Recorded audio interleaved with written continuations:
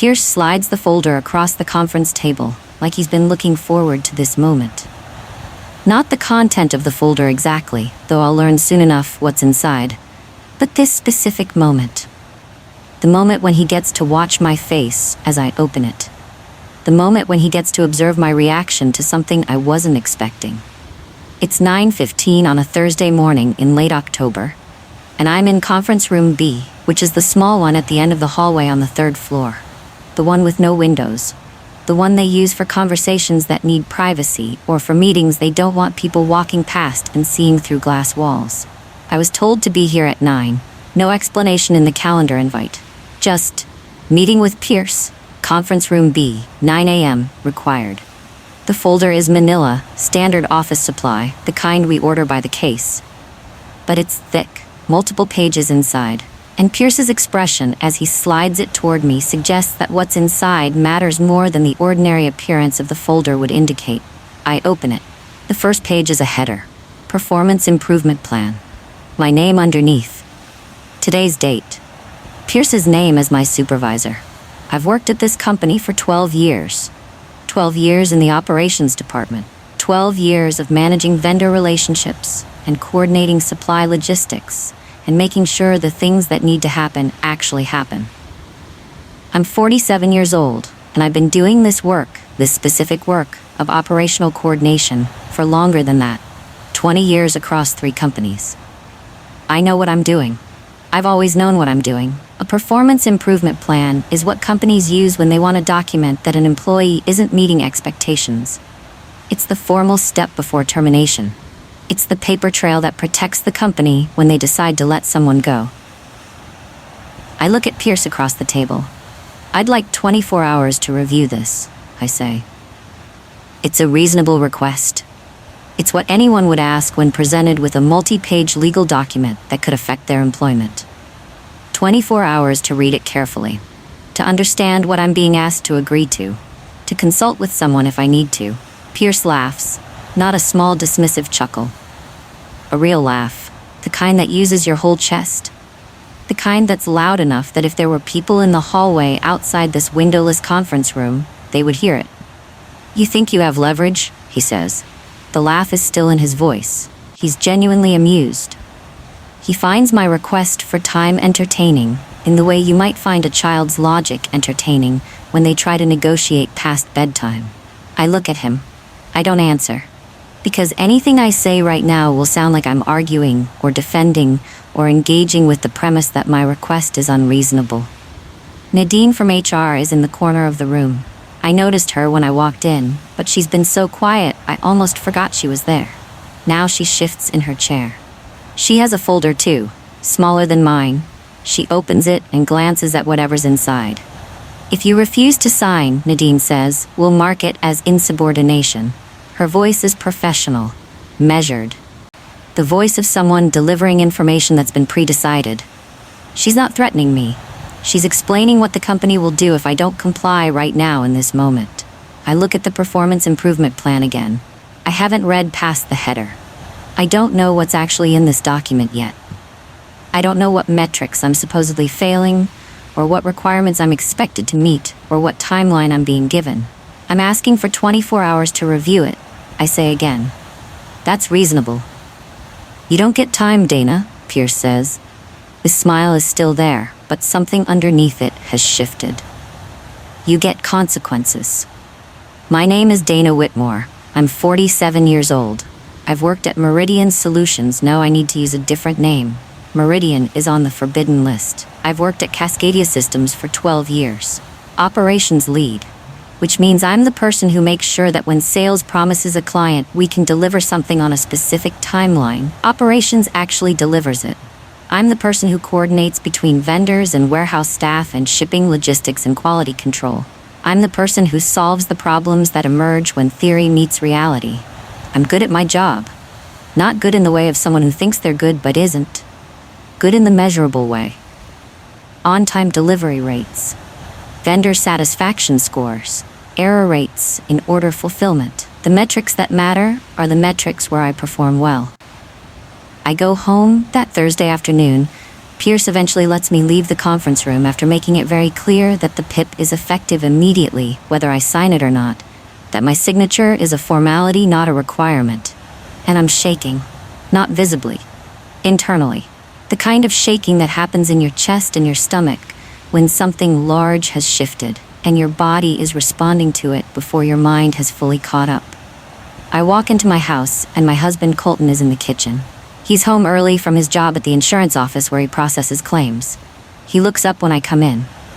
I tell him what happened. The meeting. The PIP. Pierce's laugh. Nadine in the corner. The request for 24 hours. The refusal. Colton listens. He doesn't interrupt. When I finish, he's quiet for a moment. Then he says, "Just sign it. Don't embarrass us." Don't embarrass us. Not, "That's terrible." Not, "What can I do to help?" Not, "Let's figure out what's happening." Don't embarrass us. I look at my husband, the man I've been married to for 19 years. The man who knows me well enough to know that when I ask for time to review something, it's because I need to understand it fully before I agree to it. Why would signing or not signing embarrass anyone? I say, "Because fighting with your boss makes you look difficult," Colton says. He says it like it's obvious, like I should already know this. Pierce is trying to help you improve and you're making it into a conflict. I don't know what the PIP says yet, I say. I haven't read it. I only saw the first page. Then read it tonight and sign it tomorrow, Colton says. Pierce wants it signed today. Now. Then sign it now. I don't sign it. I take the PIP to my home office and I spread it out on my desk and I read every single page. There are 7 pages. Page 1 is the header and overview. Page 2 is a description of performance concerns. Pages 3 through 6 are improvement requirements and timelines. Page 7 is signature acknowledgement. I read the performance concerns first. They're vague. Inconsistent communication with stakeholders. Delayed response to time-sensitive requests. Failure to maintain expected standards of reliability. Nothing specific. No dates. No examples. Just general assertions about my work being deficient. Then I read the improvement requirements. They're not about performance. They're about compliance. I'm required to report to Pierce daily. I'm required to submit written justification for any decision I make. I'm required to copy him on all vendor communications. I'm required to attend mandatory training on professional communication standards. And then I get to page 4, and I see something that makes me stop. A section titled Cooperation in Ongoing Inquiries. The language says I acknowledge that the company may be conducting internal reviews of business practices and that I agree to cooperate fully with any such reviews, including providing testimony or documentation if requested. That's not a performance improvement requirement, that's a waiver. That's me agreeing in advance to cooperate with some investigation I don't know about. I read the rest of the document. Page 5 has language about waiving my right to contest certain findings if they're connected to the improvement plan. Page 6 says that my signature constitutes acknowledgement that I've had ongoing performance and behavior concerns requiring administrative intervention. My signature would be an admission that something is wrong with me. Not with my work specifically, with me, with my behavior, with my reliability. I don't sign it. That evening, Colton's mother calls. Marla calls at 7:30. I'm still in my home office reading the PIP for the 3rd time when my phone rings. Colton answers it in the kitchen. I hear his voice. I can't hear the words, but I hear the rhythm of his voice. And then he calls up to me. "Mom wants to talk to you." I go downstairs. Colton hands me his phone. Marla is on speaker. "Dana," she says. Her voice has the specific warmth that Marla uses when she's about to say something she thinks I need to hear. "Colton told me about your situation at work." My situation. Like it's a condition I have rather than something that happened to me. "I'm handling it," I say. "That's what I'm calling about," Marla says. "I don't think you are handling it. I think you're making it harder than it needs to be." I look at Colton. He's watching me with an expression I can't quite read. Something between concern and warning. "Pierce is trying to help you," Marla continues. "He's giving you a chance to improve. And you're being, what did you call it, Colton?" "Dramatic," Colton says. "Dramatic," Marla repeats. "You're being dramatic about something that's actually meant to help you." "I asked for 24 hours to review the document," I say. "That's not dramatic. That's reasonable. It's dramatic when your boss has already explained what the document is, and you're acting like you don't trust him, Marla says. Pierce is protecting the company from your instability. The word hits like something physical. Instability. I'm not unstable, I say. Dana, you're emotional right now. You're taking this personally when it's not personal, it's professional. Pierce is doing his job, and you're making it about yourself. I look at Colton again. He's nodding along with his mother's words. I have to go, I say. I hand Colton his phone. I go back upstairs to my office. I sit at my desk and I think about Marla's words. About Pierce protecting the company from my instability.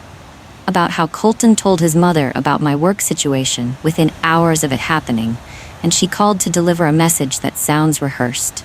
I open my laptop and I start searching for employment attorneys in my area. But I don't call any of them yet, because I don't know what I'm dealing with. I don't know if this is just a difficult manager trying to push me out, or if it's something more organized than that. I need to understand what's happening before I respond to it. Friday morning, I go to work. I arrive at 7:30, which is earlier than my usual time, but not suspiciously early. I go to my desk. I open my computer. I try to log into the various systems I use for my work.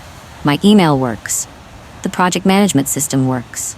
The inventory database works. But the vendor portal, the system where I manage relationships with our suppliers, where I process payments and coordinate shipments and handle contract renewals, doesn't work. I try my password. Access denied. I try the password reset function. It sends a code to an email address that isn't mine. I call IT. The person who answers sounds uncomfortable when I explain the problem. That access was disabled by executive instruction, he says. I don't have the authority to restore it. Who does? Your supervisor. Pierce. I go to Pierce's office. His door is open. He's at his desk with his laptop. He looks up when I knock. My vendor portal access isn't working, I say. I know, Pierce says. I had it disabled. He says it matter-of-factly, like this is normal. Like removing someone's access to the primary tool they use for their job is a routine administrative action. Why? I say. The PIP, Pierce says. You're on a performance improvement plan. Part of improving your performance means restructuring how you interact with critical systems. I'll be handling vendor relationships directly for the next 60 days while you focus on the improvement requirements. I can't do my job without vendor access, I say. Your job right now is to improve your performance, Pierce says, not to maintain the status quo of the work that got you on the PIP in the first place. He turns back to his laptop. Conversation over. I go back to my desk. I sit there for a moment. Then I open my email and I start going through messages from the past 24 hours. There's an email from Pierce sent at 11 p.m. last night. Sent to several vendors I work with regularly. The subject line is, Updated Vendor Contact Protocols. The message explains that vendor communications should now be directed to Pierce instead of to me, that he's taking over primary vendor relationship management, that any existing negotiations or pending issues should be escalated to him immediately. One of the vendors, a woman named Tessa, who I've worked with for 6 years, replied to the email this morning. Is Dana okay? Her email says. This seems sudden. Pierce's reply is visible in the thread. Dana is going through some performance challenges. I'm stepping in to ensure continuity of service. Please direct all future communications to me. Performance challenges. He told our vendors I'm having performance challenges. My phone rings. My desk phone. Internal call. I answer. Dana Whitmore. Dana, it's Tessa. She's calling from her office number. I just got a strange email from your boss. What's going on? Tessa is more than a vendor. She's been a trusted partner in managing one of our most complex supply relationships. We've worked together on problems that required creative solutions, and she's always been responsive and professional. I'm not sure yet, I say, but I'd appreciate it if you could keep me in the loop on anything Pierce asks you to do. Of course, Tessa says. Dana, if you need anything. Thank you, I say. After I hang up, I sit at my desk and I think about the sequence of events. Thursday morning. PIP presented. Thursday night, vendor access disabled. Thursday night, email sent to vendors removing me from the communication chain. This wasn't spontaneous. This was planned. Pierce had the access removal ready to execute. He had the vendor email drafted and ready to send. The PIP wasn't the beginning of something. It was the middle of something that started earlier. I need to figure out when it started and why. I spent Friday documenting. I create a new folder on my personal laptop, not my work computer. I start a document. I write down everything I remember from Thursday's meeting, the exact words Pierce used, Nadine's statement about insubordination, the timeline. Then I write down what happened Friday. The vendor access removal, the email to vendors, Tessa's call. I'm writing when my desk phone rings again. It's a number I don't recognize. I answer. Miss Whitmore, this is Andrea from Compliance. Do you have a few minutes to talk? Compliance, the department that investigates internal issues, policy violations, financial irregularities. The department you don't want to hear from unless you've done something wrong or someone thinks you have. Yes, I say. I'm calling about a vendor relationship inquiry, Andrea says. We've received some questions about recent activity in your vendor accounts. I'd like to schedule a time to meet with you and go over some transactions. What kind of transactions, I say. I'd prefer to discuss it in person, Andrea says. Would Tuesday morning work? Say 10 a.m.? Tuesday works, I say. Great, I'll send you a calendar invite. And Dana, this is just a routine inquiry. Nothing to be concerned about. Nothing to be concerned about. People only say that when there's something to be concerned about. After I hang up, I look at the PIP again. At the section about cooperation and ongoing inquiries. Pierce knew Compliance was going to call me. He knew before Thursday morning. That's why that section is in the PIP. He's building something, a narrative, a case, and I'm at the center of it. I need help. That evening, I call an employment attorney named Calvin, whose name came up in my search the night before. His website says he specializes in wrongful termination and workplace retaliation cases. The receptionist who answers says Calvin can see me Monday morning at 8. I take the appointment. That weekend, I avoid Colton as much as I can without it being obvious I'm avoiding him. He's supportive in theory, asking if I'm okay, offering to make dinner. But he doesn't want details. When I try to explain what's happening with the PIP and the vendor access and the compliance call, he waves it off. You're overthinking it, he says. These things happen at work. Just cooperate with whatever they're asking and it'll blow over. Marla calls again on Sunday. I don't answer. She leaves a voicemail. Dana, Colton says you're still being difficult about the work situation. You need to accept help when it's offered. Pierce is trying to protect you from making things worse. Stop fighting him and start listening. Stop fighting him and start listening. I delete the voicemail. But I write down what she said in my documentation. Because something about Marla knowing details that Colton shouldn't have shared bothers me. Something about her language, Pierce is trying to protect you, sounds practiced. Rehearsed. Like she's been talking to someone besides Colton about this. Monday morning, I meet with Calvin. His office is in a building downtown, professional but not intimidating. He's in his 40s with the calm demeanor of someone who has difficult conversations regularly and has learned not to let them rattle him. I explain everything. The PIP, the laugh, the vendor access removal, the email to vendors, the compliance call. I show him the PIP document. Calvin reads it carefully. He takes his time. When he finishes, he looks up. This isn't a performance improvement plan, he says. This is a setup. For what? I say. Termination with cause, he says, and possibly something else. This section here. He taps the cooperation and ongoing inquiries language. This is them preparing you to be the subject or witness in some kind of internal investigation. And this language about waiving your right to contest certain findings, that's them trying to lock you into accepting whatever they decide to pin on you. Pin on me? Calvin sets the PIP down. Dana, when companies build a paper trail like this, it's usually for one of two reasons. Either they want to fire you, but they need documentation to protect against a wrongful termination suit, or they're building a scapegoat for something that's already happened or is about to be discovered. Scapegoat for what? I don't know yet, Calvin says. But the compliance call will tell us. What did they say the inquiry was about? Vendor transactions, I say, and you manage vendor relationships. I did until Pierce took over my access. Calvin writes something down. Here's what I want you to do, he says. Go to the compliance meeting Tuesday. Answer their questions honestly, but don't volunteer information beyond what they ask. Don't sign anything without calling me first. And start documenting everything, every conversation, every email, every change to your access or responsibilities.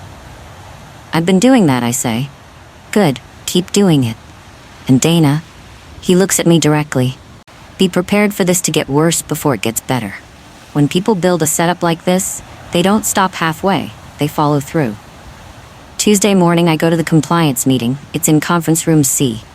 Andrea is there, so is another person from compliance, named Xavier. They're both professional and measured. They offer me coffee. They ask how I'm doing. Then they get to the point. We're reviewing some vendor payment irregularities, Andrea says. Specifically, we've identified several transactions where payments were processed to accounts that don't match our standard vendor profiles. What do you mean? I say. Payments that were approved under your authorization code, but sent to bank accounts we can't verify, Xavier says. The transactions occurred over the past 8 months. Total value is about $47,000. $47,000. I didn't authorize any payments to unverified accounts, I say.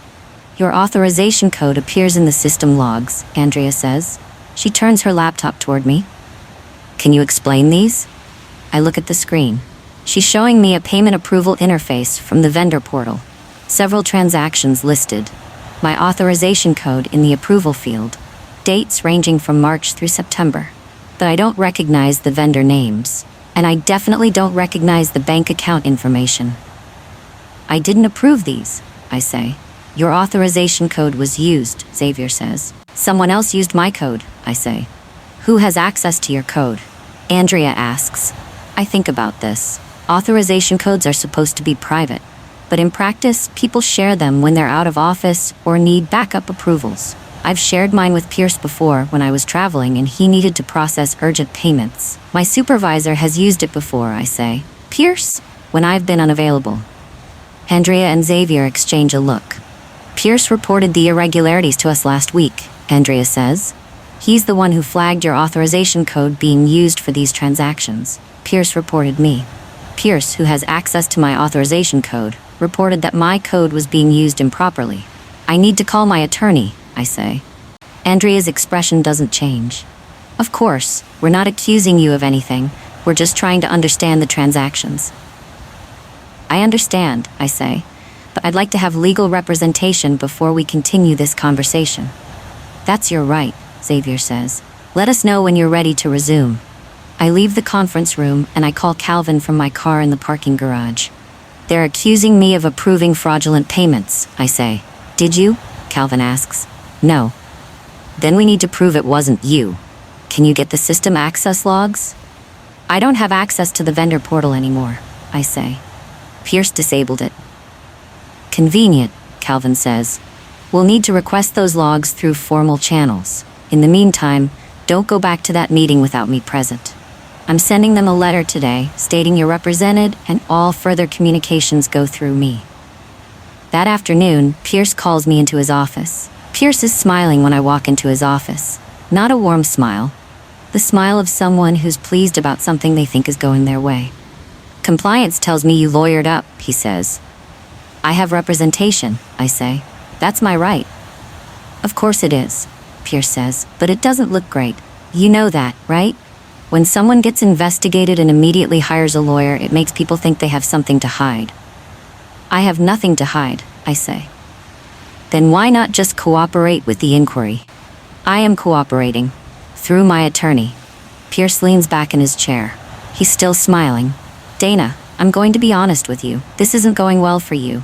The vendor irregularities, the PIP, your resistance to both. It's creating a pattern that doesn't paint you in a good light. A pattern you're creating, I say. The smile falters slightly. Excuse me? You have access to my authorization code. You disabled my vendor portal access right after presenting the PIP. You sent emails to vendors saying I was having performance challenges. You're the one who reported the irregularities to compliance. This pattern you're describing, you're building it. Pierce's smile disappears entirely.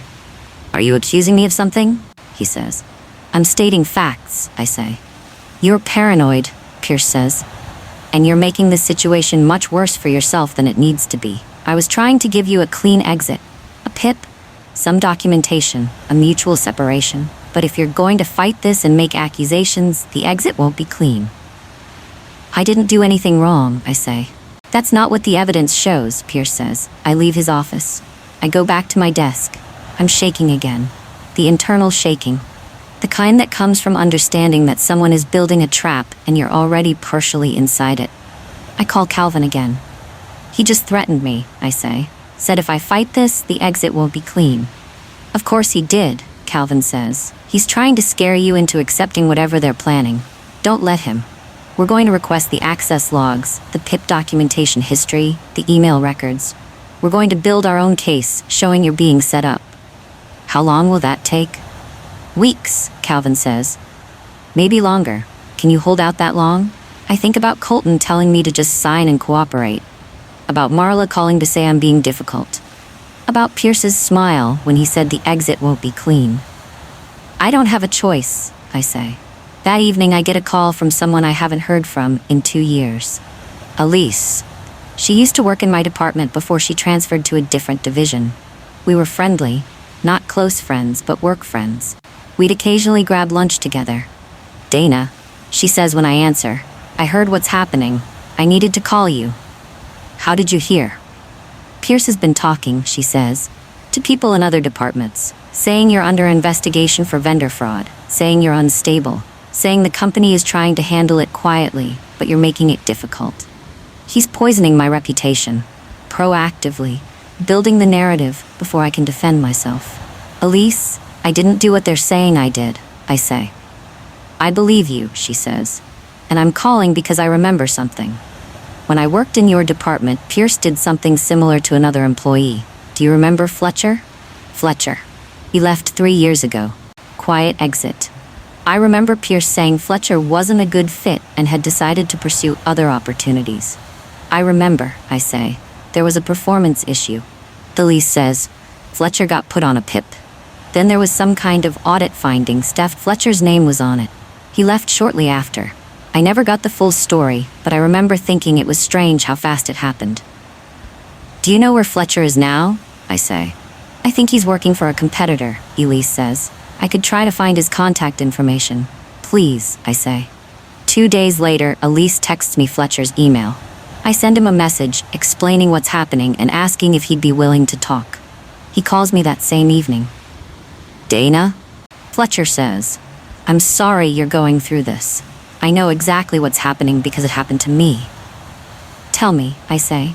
Fletcher describes a pattern that's identical to mine. PIP presented suddenly, access to critical systems removed, an internal investigation into irregularities connected to his authorization credentials, pressure to accept a separation agreement. When he refused and hired an attorney, the company let him go for cause and fought his unemployment claim. I couldn't prove what Pierce did, Fletcher says. He was careful, but I know he had access to my credentials. I know the irregularities started after he became my supervisor, and I know he's the one who reported them. Did you ever figure out why? I say. I think he was covering something up, Fletcher says, or creating fall guys for something, I don't know what. But after I left, I heard through former colleagues that there were more vendor audits, more irregularities, different people's names on them. Pierce always seemed to be the one who discovered them. After we hang up, I add everything Fletcher told me to my documentation. Then I call Calvin and explain what I learned. We need to find the other people, Calvin says. If there's a pattern of Pierce setting people up, that's our defense. That's how we show this isn't about your performance. It's about Pierce using his position to commit fraud and blame it on his subordinates. How do we find them? We start with employment records, Calvin says. People who left the company while Pierce was their supervisor. We'll need to subpoena those records eventually, but for now, you can ask former colleagues if they remember anyone else who left under strange circumstances. I spend the next week being very careful. I go to work. I do the limited parts of my job I still have access to. I don't engage with Pierce beyond what's absolutely necessary. I document everything. Compliance schedules a second meeting. This time, Calvin comes with me.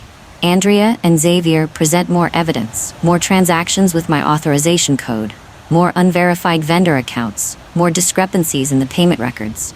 Calvin asks to see the access logs, who was logged into the system when these approvals were processed, what IP addresses, what timestamps.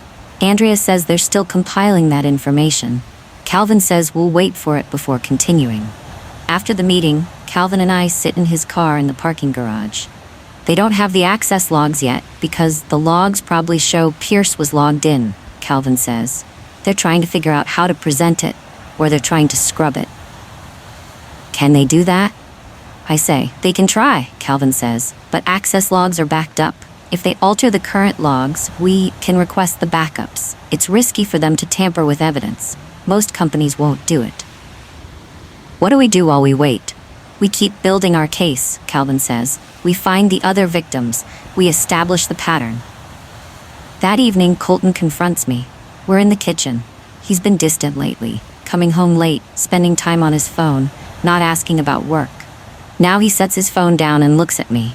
My mother says you're making things worse, he says. How would your mother know what's happening at my work? I say. She talks to people, Colton says vaguely. What people? Just people. Dana, why can't you just accept that maybe you made a mistake? Maybe you're not performing as well as you think. Maybe Pierce is actually trying to help and you're turning it into a war. Pierce is setting me up, I say. You sound paranoid, Colton says. There's that word again. Paranoid, the same word Pierce used. The same framing. Who have you been talking to? I say, besides your mother. What? You're using the same language Pierce uses. Paranoid, difficult, making things worse. Either you've been talking to Pierce or someone who's been talking to Pierce. Colton picks up his phone. I'm not doing this. I'm not feeding into your conspiracy theories. You're stressed and you're seeing things that aren't there. He leaves the kitchen. I hear him go upstairs. A door closes. I sit at the kitchen table and I think about patterns. About Colton and Marla both using the same framing language. About Marla knowing details she shouldn't know. About her saying, Pierce is trying to protect me. I call Calvin. Is there any way Pierce could be connected to my husband or mother-in-law? I say. Why do you ask? I explain the language patterns. The way Marla talks about Pierce like she knows him. The way Colton echoes Pierce's characterizations. It's worth looking into, Calvin says. Does your husband work in a related industry? Insurance, I say. Claims processing. And your company processes insurance claims for client services? Yes, I say. We have a vendor relationship with several insurance processors for our employee benefits and our professional liability coverage. Is your husband's company one of them? I don't know. I've never checked. Why would I? Colton's work and my work were separate things, but now I'm wondering if they weren't as separate as I thought. I checked the vendor database the next morning. I don't have direct access anymore, but I can still view historical records through the general company portal. I search for insurance vendors. I filter by the type of processing Colton's company does. There it is. Colton's employer, Summit Insurance Services, has been a vendor partner with our company for 3 years. Processing our employee benefits claims, professional liability, general commercial insurance. I look at the contract details. The primary contact for Summit Insurance on our account is listed as a relationship manager named Marla Whitmore. Marla, Colton's mother, my mother-in-law. She works for the insurance company that's a vendor partner with my employer. And Pierce manages vendor relationships for our company. Pierce and Marla have a professional relationship. I call Calvin immediately. My mother-in-law works for one of our company's vendors, I say. And Pierce manages that vendor relationship. That's a connection, Calvin says. It doesn't prove anything by itself, but it explains why your mother-in-law knows details about your work situation. Pierce is feeding her information. Why would he do that? To control you through your husband, Calvin says. If Pierce can use your family to pressure you into accepting the PIP and cooperating with the investigation, he doesn't have to fight you directly. He gets your family to do it for him. I can't find the word. That's manipulative. That's what we're dealing with, Calvin says. That evening I try to talk to Colton about it. I explain what I found, the vendor relationship, his mother's role, the connection to Pierce. Colton doesn't want to hear it. My mother is a professional, he says. She wouldn't compromise her ethics to help some vendetta against you. You're connecting things that aren't connected. She's been calling me, telling me to cooperate with Pierce, I say. She's using language Pierce uses. She knows details about my work situation she shouldn't know. How is that not connected? Because Mom is concerned about you, Colton says. She's trying to help, and you're treating her concern like it's some kind of conspiracy. Has she ever mentioned Pierce to you? I ask. Before all this started? Colton is quiet for a moment. She might have mentioned him, he says. They work together on the insurance account. It's her job to have good relationships with her clients. And Pierce is her client. Yes. And now Pierce is setting me up to take the fall for fraud, and your mother is calling me, telling me to cooperate. You don't see the problem? I see you being paranoid, Colton says. I give up trying to convince him. Instead, I document everything. The vendor relationship, Marla's role, the connection between Pierce and Marla, the pressure coming from my own family. Calvin adds it to our case file. 2 weeks after the initial compliance meeting, I get the access logs. Calvin requested them formally through a legal demand letter. The company had to provide them or risk sanctions for withholding evidence in a potential legal proceeding. The logs arrive in PDF format, hundreds of pages. Every login to the vendor portal system for the past year. Timestamps, IP addresses, user credentials. I go through them with Calvin at his office. We look specifically at the dates when the fraudulent transactions were approved. March 14th. Transaction approved at 7:47 p.m.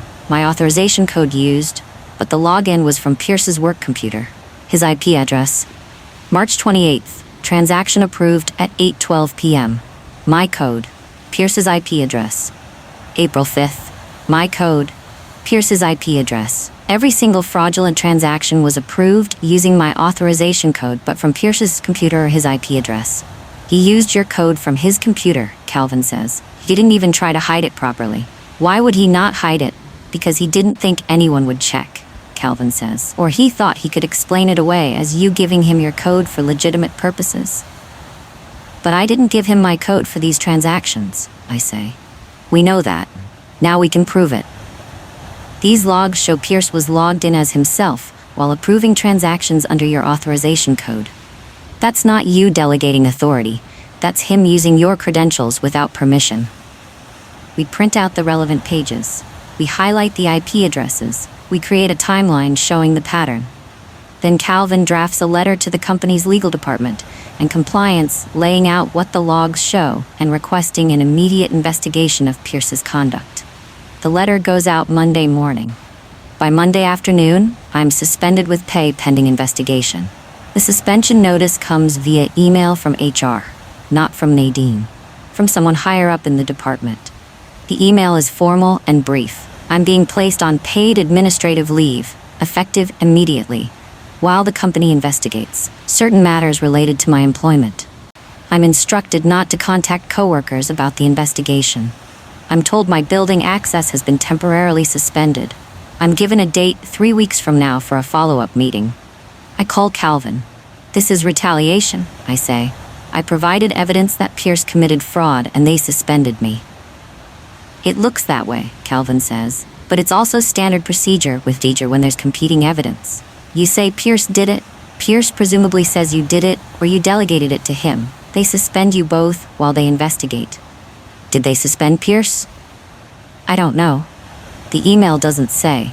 I drive to the office. I don't go in, my badge won't work. But I park where I can see the entrance. I wait. At 5:15, Pierce walks out. He's with a colleague. They're laughing about something. Pierce gets in his car and drives away. He's not suspended. He's still working, still at his desk. Still managing the vendor relationships he's been using to commit fraud. I call Calvin back.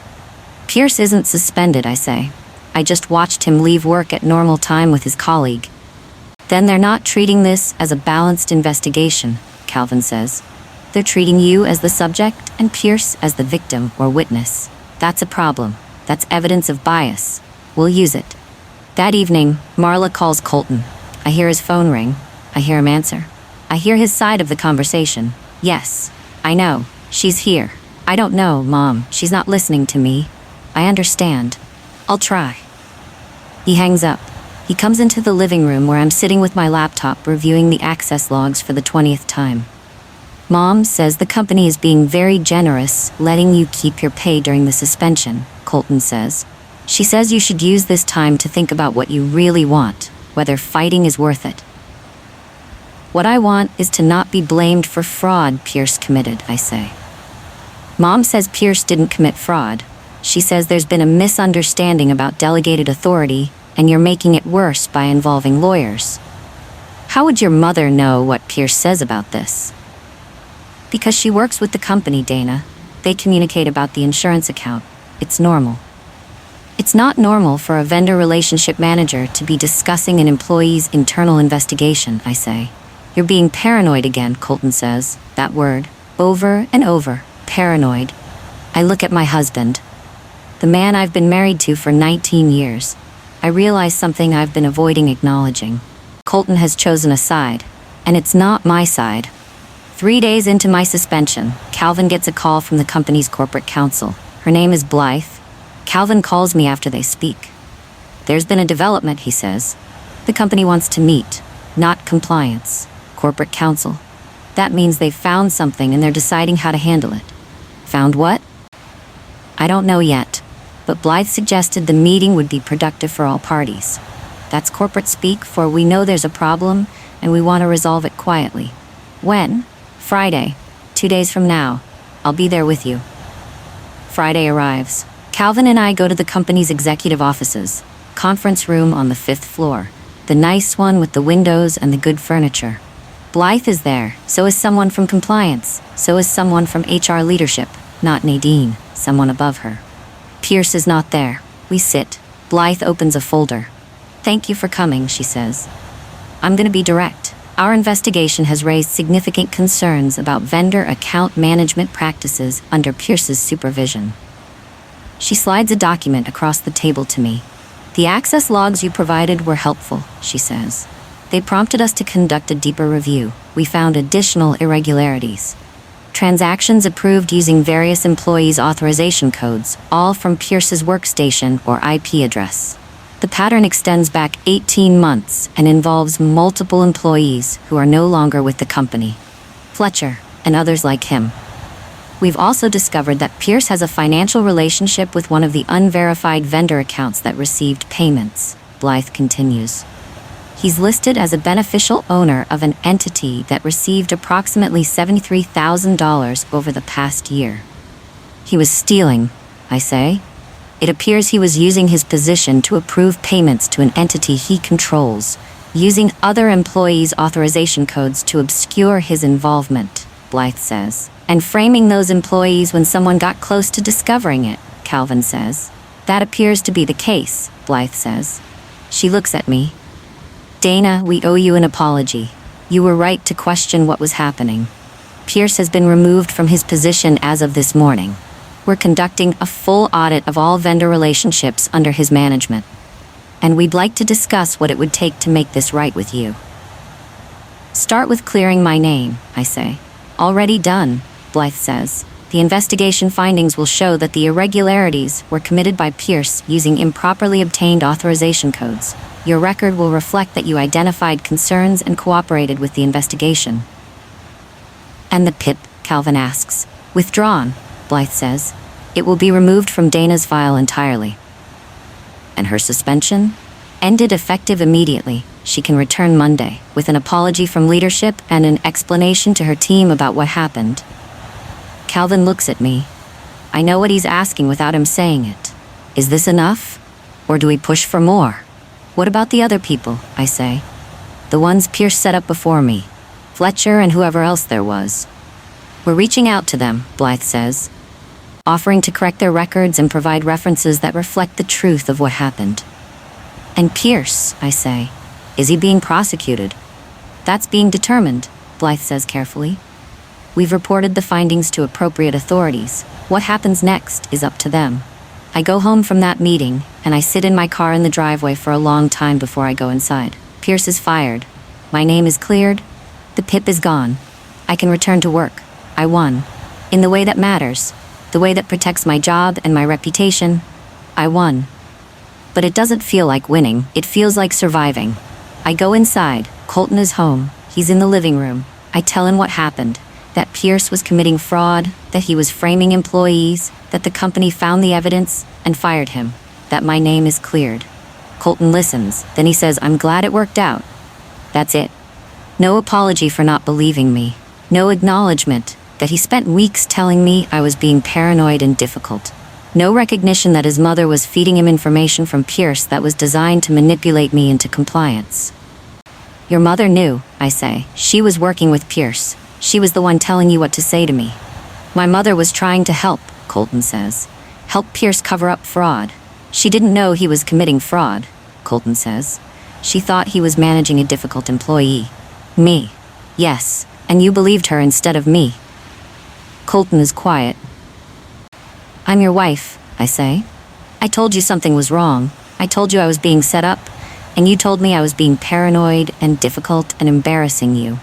I didn't know, Colton says. You didn't want to know, I say, because knowing would have required you to support me instead of taking the easy path of agreeing with your mother. Dana.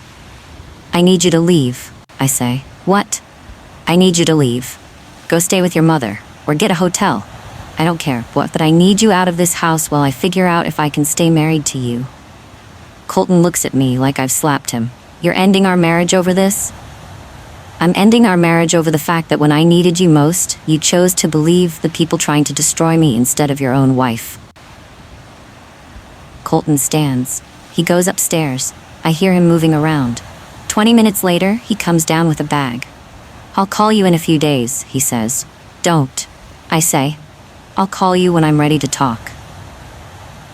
He leaves. I sit in my living room in the quiet. I return to work Monday. There's a meeting first thing. My team, Blythe, is there. She explains what happened. That Pierce was engaged in fraudulent activities. That several employees, including me, were falsely implicated. That the company takes full responsibility for not catching it sooner. She apologizes to me directly, in front of my team. Dana identified concerns and pursued them even when it was difficult, Blythe says. She did exactly what we want employees to do when they see something wrong, and we should have supported her sooner. After the meeting, several team members approach me privately. Some apologize for believing the rumors Pierce spread. Some thank me for exposing him. One person, a woman named Kendra, who worked closely with Pierce, asks to talk. We go to coffee. Kendra explains that Pierce had approached her 6 months ago about a consulting opportunity. He wanted her to approve some vendor payments. Said it was routine. She said no because something felt off. 2 weeks later, she was put on a PIP and left the company 3 months after that. I couldn't prove anything, Kendra says. But I knew he was trying to use me for something. And when I wouldn't cooperate, he pushed me out.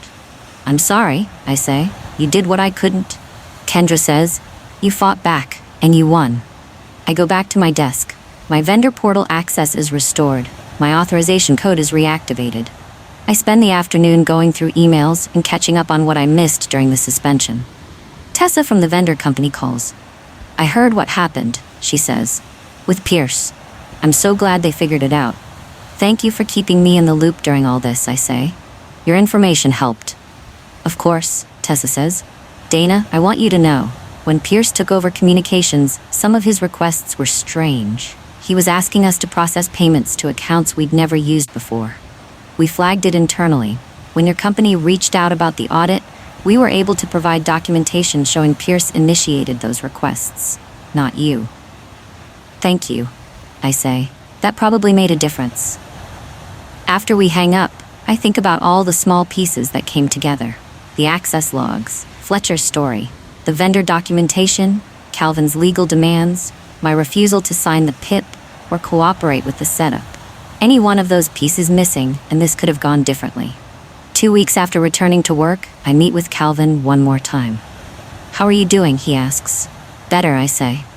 Work is good. My team is supportive. I'm rebuilding relationships with vendors that Pierce damaged. And your husband? Still separated, I say. He's staying with Marla. He's been calling, but I'm not ready to talk yet. That's understandable, Calvin says. I wanted to ask you something, I say. The company paid you, right? For representing me. They offered as part of the settlement, Calvin says.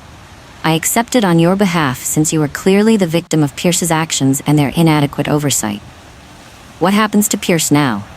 The criminal investigation is ongoing, Calvin says. I understand the district attorney is building a fraud case. It could take months, but he'll likely face charges. And Marla? I say. That's trickier, Calvin says. She was relaying information from Pierce and applying pressure through your husband, but unless we can prove she knew about the fraud specifically, there's no crime there. It's unethical, but not illegal. So she gets away with it. In a legal sense, yes, Calvin says. But she's been flagged by her own company. Apparently our documentation showing her involvement in pressuring you raised questions about her professional boundaries. She's under review. That's something at least. Colton calls 6 weeks after I asked him to leave. I answer, "Can we talk?" he says. "Okay," I say. "In person?" "Okay." We meet at a coffee shop, neutral ground. He looks tired, older somehow. "I've been thinking a lot," he says, "about what you said, about me not supporting you." I wait. "You were right," he says. "I chose the easy path. I listened to my mother instead of listening to you. And when you needed me to believe you, I didn't." "No, you didn't." "I'm sorry," Colton says. "I'm really sorry. I should have supported you. I should have believed you. I should have told my mother to stop interfering." "Why didn't you?" "Because it was easier not to," he says. "Because my mother has always had strong opinions, and it's always been easier to go along with her than to push back. And because I didn't want to believe that she would intentionally help hurt you." "But she did." "She did," Colton agrees. "She told me Pierce was a good man trying to help a difficult employee. She told me you were overreacting. She told me supporting you meant going against the company and Pierce and her. And I chose not to go against her. You chose her over me." "I did," he says. "And I'm sorry. I know sorry isn't enough, but I'm saying it anyway." "What now?" I say. "I don't know," Colton says. "I want to try to fix this. To rebuild what I broke. But I understand if you don't want to. I understand if this is too much." I look at him. At this man I've been married to for 19 years. I think about all the years before this, the good ones, the normal ones, the ones where we were partners. And I think about the weeks when I needed him most and he wasn't there. "I don't know either," I say. "I don't know if we can fix this, but I'm willing to try. If you're willing to actually change. Not just say you'll change, but actually do it." "I am," Colton says. "I'll do whatever it takes. Start with couples counseling," I say. "And you need to set boundaries with your mother. Real boundaries. She doesn't get information about my work anymore. She doesn't get to give you advice about our marriage. She doesn't get access to our lives the way she's had." "Okay," Colton says. "I mean it," I say. "If you can't set boundaries with her, we can't fix this." "I'll do it," he says. Colton sets boundaries with Marla the following week. He tells her she was wrong to pressure him about my work situation.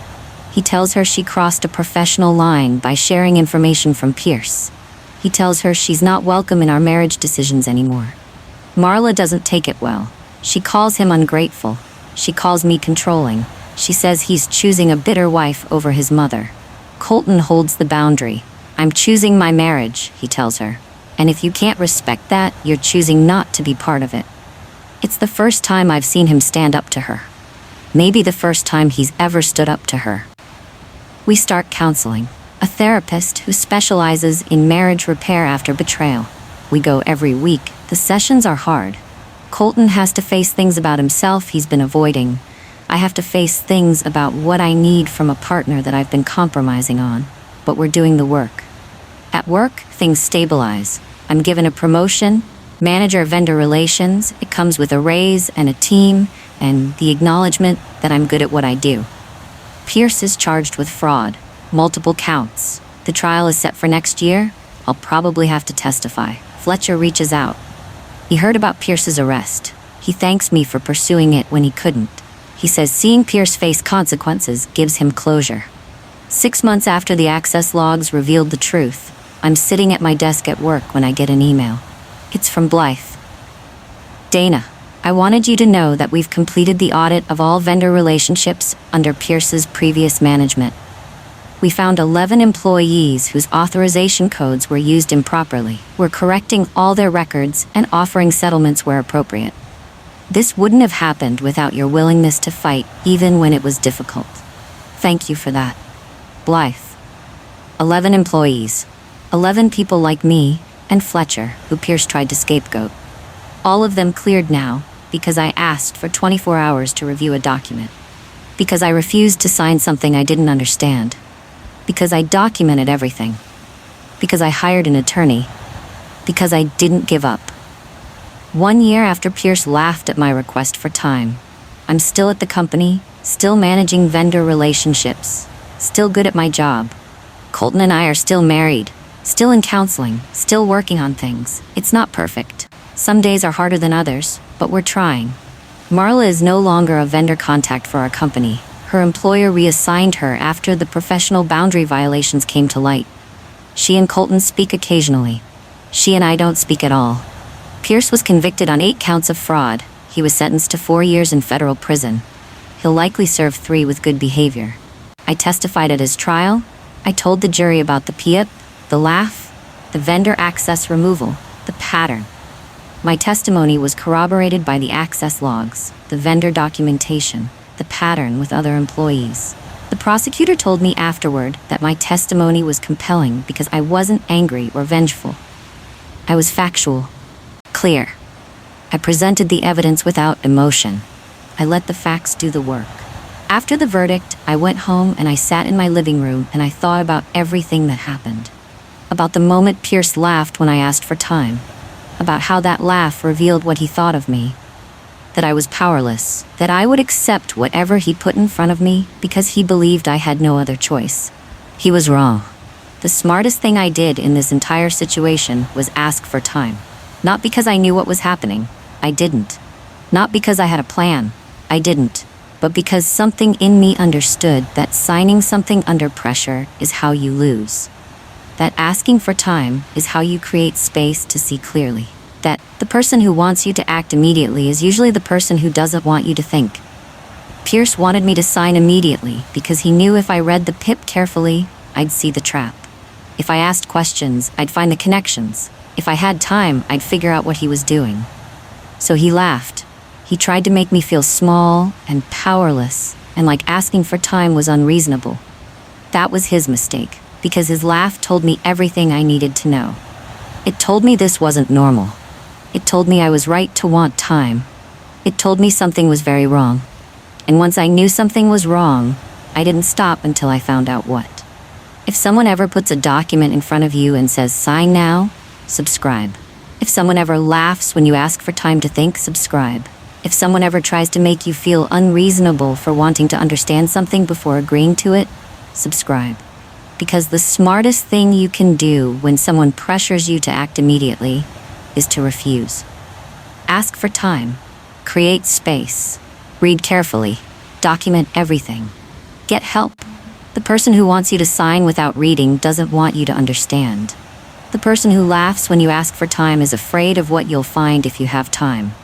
And the person who tells you that wanting to protect yourself is unreasonable is trying to take something from you. Time is power. Time is clarity. Time is the space you need to see the trap before you walk into it. Pierce laughed when I asked for time. That was his mistake, and it cost him everything. The next story might be yours. And you need to know. Never sign something you haven't read. Never agree to something you don't understand. Never let anyone pressure you into giving up your right to time. Because time is how you catch them.